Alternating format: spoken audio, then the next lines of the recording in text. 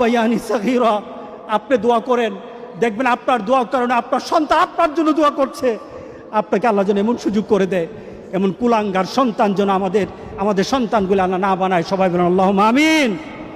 আপনার দালান, আপনার বাড়ি, আপনার সম্পদ, আপনার ব্যবসা, আপনার পৃথিবীর প্রতিপত্তি যত কিছু আছে সব আপনি দুনিয়াতে ফেলেই চলে যেতে হবে, কিন্তু সন্তান কিন্তু আপনাকে ছেড়ে দিবে না। সন্তান আপনাকে ছেড়ে দিবে না। ভালো সন্তান রেখে যাবেন, কবরে শুয়ে শুয়ে আপনার সন্তানের দোয়া পাবেন। খারাপ সন্তান রেখে যাবেন, কবরে বিপদ বিপদ বিপদ চলতেই থাকবে।